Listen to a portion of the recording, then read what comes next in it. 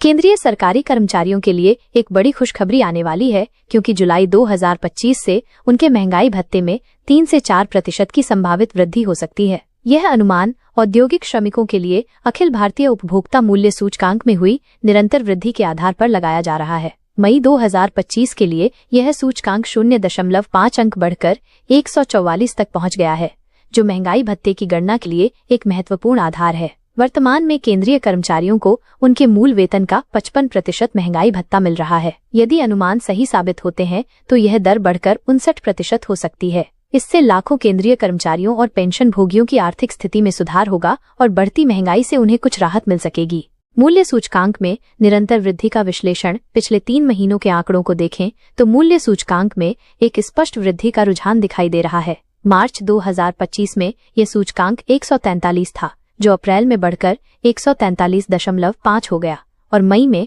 ये 144 तक पहुंच गया है। यह निरंतर वृद्धि दर्शाती है कि देश में महंगाई की दर बनी हुई है और इसका सीधा प्रभाव आम लोगों की जेब पर पड़ रहा है। इस सूचकांक की गणना विभिन्न आवश्यक वस्तुओं और सेवाओं की कीमतों के आधार पर की जाती है। जब यह बढ़ता है तो इसका मतलब है कि बाजार में वस्तुओं की कीमतें बढ़ रही हैं। सरकार इसी आधार पर अपने कर्मचारियों के महंगाई भत्ते की दर तय करती है, ताकि उनकी खरीदारी की शक्ति बनी रहे और वे बढ़ती कीमतों का सामना कर सकें।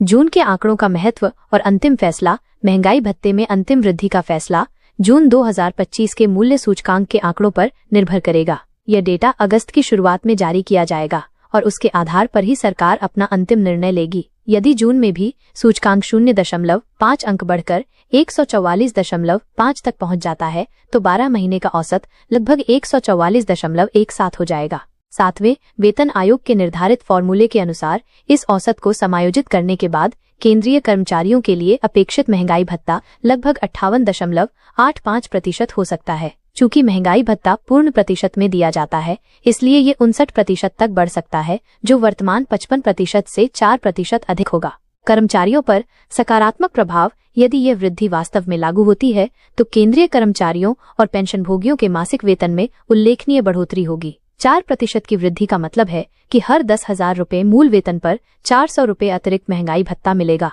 यह राशि उनके पारिवारिक बजट को संतुलित रखने में सहायक होगी और बढ़ती जीवन यापन की लागत से निपटने में मदद करेगी। इस बढ़ोतरी से न केवल कर्मचारियों को फायदा होगा, बल्कि उनके परिवारों की आर्थिक स्थिति भी बेहतर होगी। खासकर उन कर्मचारियों को अधिक लाभ होगा जिनका मूल वेतन अधिक है, क्योंकि महंगाई भत्ता मूल वेतन के प्रतिशत के आधार पर दिया जाता है। आर्थिक प्रभाव और भविष्य की संभावनाएं। केंद्रीय कर्मचारियों के महंगाई भत्ते में वृद्धि का प्रभाव केवल उन तक सीमित नहीं रहेगा, बल्कि यह अर्थव्यवस्था के अन्य क्षेत्रों पर भी सकारात्मक प्रभाव डालेगा। जब कर्मचारियों के पास अधिक पैसा होगा तो वे अधिक खर्च करेंगे, जिससे बाजार में मांग बढ़ेगी और व्यापार को भी फायदा होगा। हालांकि यह वृद्धि अभी भी अनुमान के आधार पर है और अंतिम फैसला सरकार द्वारा जून के आंकड़ों के आने के बाद ही लिया जाएगा। कर्मचारियों को धैर्य रखना चाहिए और आधिकारिक घोषणा का इंतजार करना चाहिए।